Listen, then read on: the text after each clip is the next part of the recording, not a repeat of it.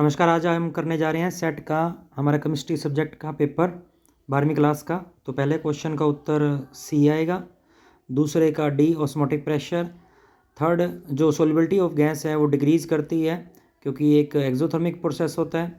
Fourth है हमारे पास में जो स्टैंडर्ड हाइड्रोजन इलेक्ट्रोड है उसकी पोटेंशियल जीरो मानी गई है और ये एनोड एक्ट करेगा जब इस पर ऑक्सीडेशन होगी। नेक्स्ट क्वेश्चन है हमारे पास फिफ्थ। ऐसे एक सवाल के अंदर हम यूनिट के जरिए हम ऑर्डर बता सकते हैं, जैसे इसका जीरो ऑर्डर होगा। देन छठे क्वेश्चन के अंदर असर्शन और रीज़न दोनों ही सही हैं, ये ऑप्शन आ जाएगा। सेवन्थ, एक्वेटिक जो लाइफ है वो कंफर्टेबल होती है कोल्डर में क्योंकि डिजोल्व ऑक्सीजन बढ़ जाती है और जैसे टेम्परेचर डाउन होएगा वो डिजोल्व ऑक्सीजन की मात्रा बढ़ जाएगी और ये हेनरी लॉ के अकॉर्डिंग ही है। देन एट्थ के अंदर हम कोलार्ज लॉ का इस्तेमाल करेंगे एसिटिक एसिड की मोलर कनेक्टिविटी निकालने के लिए। सोडियम एस्टेट और HCl को जोड़ देंगे और NaCl की वैल्यू को हम माइनस कर देंगे और उत्तर हमारा आ जाएगा। नेक्स्ट है हमारे पास नाइन्थ में कुछ एक्सपेरिमेंट किए गए हैं और उसके अंदर इनिशियल कंसंट्रेशन को वेरी किया गया है, चेंज किया गया है और रेट हमारे उत्तर आ गया 2, 8, 3.2 आए हैं।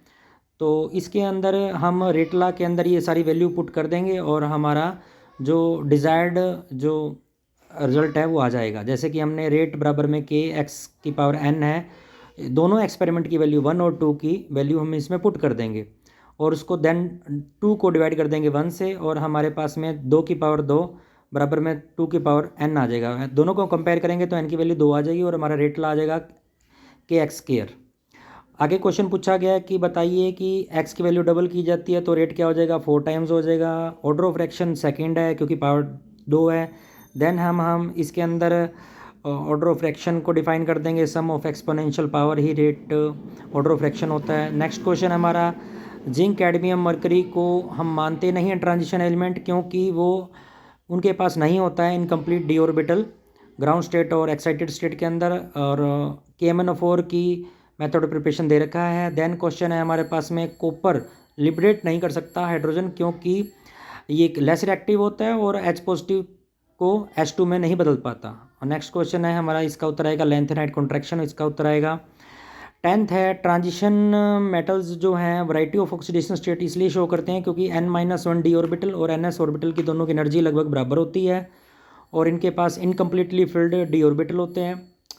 ये गुड कैटलिस्ट होते हैं, बी पार्ट है क्योंकि इनके पास वेरिएबल ऑक्सीडेशन स्टेट्स हैं, हाई सरफेस एरिया है और ये जो रिएक्शन को लो एनर्जी पाथवे से कैरी आउट कर सकते हैं इनकी प्रेजेंस के अंदर, इसलिए ट्रांजिशन मेटल एटम्स को हम कैटलिस्ट के रूप में उपयोग करते हैं। देन है हमारे पास C और D, पहले D को ले लेते हैं। D के अंदर पूछा गया लेंथेनाइट कॉन्ट्रैक्शन का क्या कॉन्सिक्वेंस है। कॉन्सिक्वेंस यही था कि सेपरेशन ऑफ 5D एलिमेंट्स है वो मुश्किल हो गया था क्योंकि due to their comparable size लगभग बराबर हो जाता है।